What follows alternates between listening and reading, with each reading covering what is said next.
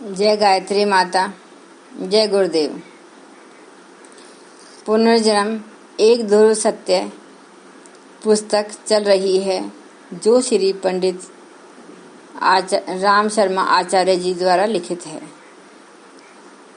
इसी पुस्तक को मैं आगे सुना रही हूँ जो आपको पंडित श्री राम शर्मा आचार्य जी के द्वारा लिखी गई है।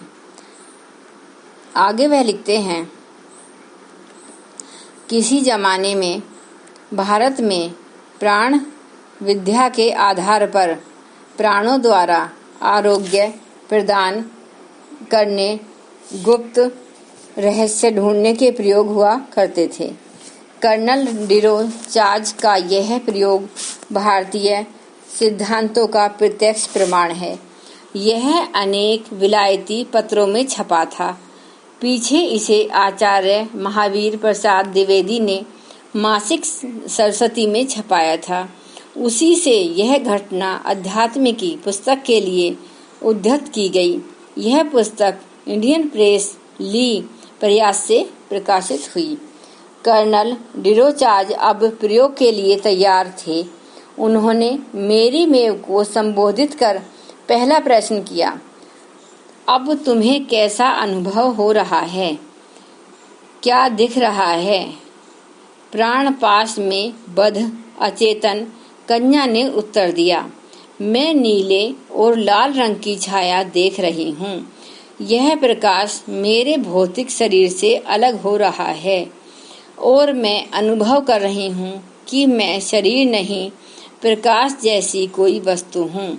अब मैं अपने शरीर से 1 गज के फासले पर स्थित हूँ, पर जिस तरह विद्युत कण एक रेडियो स्टेशन से संबंध किए रहते हैं, उसी प्रकार मेरा यह शरीर एक रस्सी की तरह पार्थिव शरीर से बंधा हुआ है।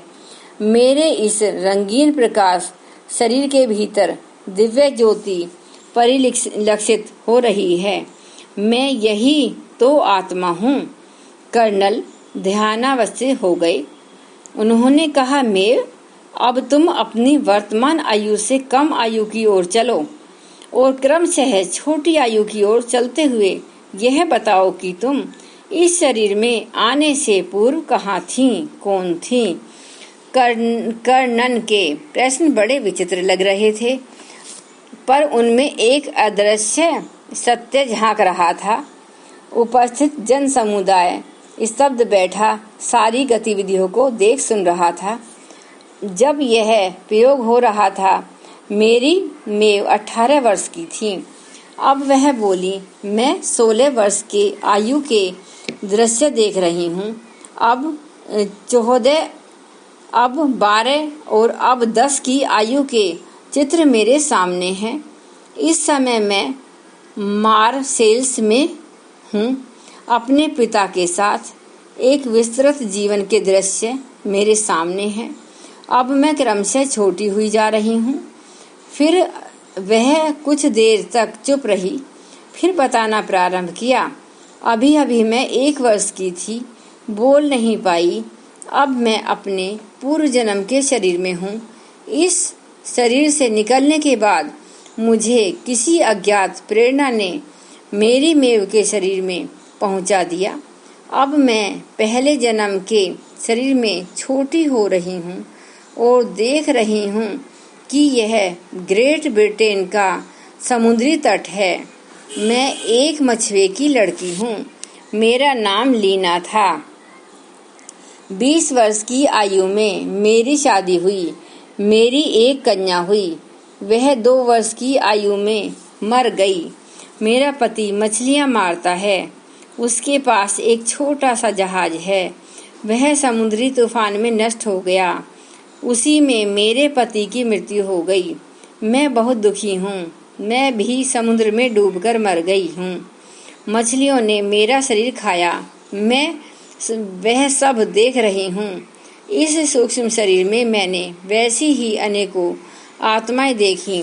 मैंने कुछ बात भी करनी चाहिए, पर मेरी बात ही किसी ने नहीं सुनी। मैं भटकती फिरी पति और बच्चे की याद में वे मुझे मिले नहीं।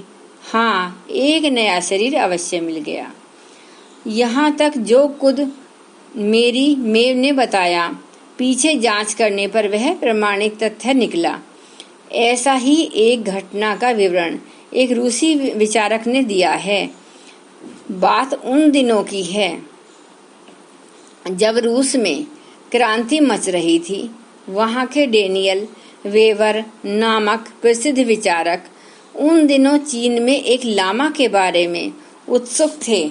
उन्होंने सुन रखा था कि वह किसी भी भूल कालीन घटनाओं को स्वप्न में दिखा देने की क्षमता रखता है। श्री बेवर उस तांत्रिक से एक बौद्ध मंदिर में मिले और उस तरह का प्रयोग देखने की इच्छा प्रकट की। लामा ने एक नवयुवक पर प्रयोग करके दिखाया। योग निद्रा द्वारा स्वप्न की अनुभूति कराने के बाद लामा ने पाल नामक इस युवक से पूछा, तुमने क्या देखा?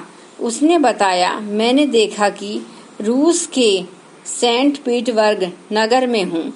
मेरी एक बड़े शीशे के सामने बड़ी श्रृंगार कर रही है। उसे उसकी दासियां क्रॉस ऑफ अलेक्जेंडर हीरे की अंगूठियां पहना रही हैं। मैंने मना किया कि तुम यह अंगूठी मत पहनो। मैंने सारी बातचीत रूसी भाषा में की है।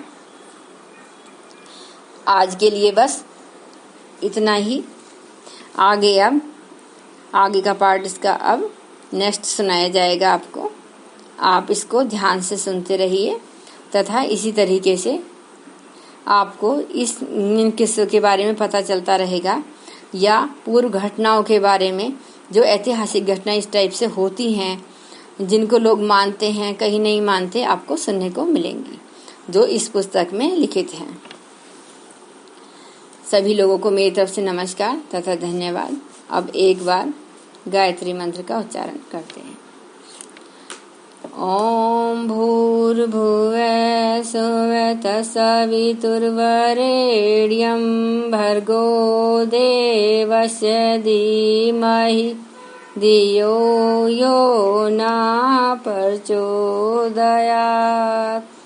जय माता।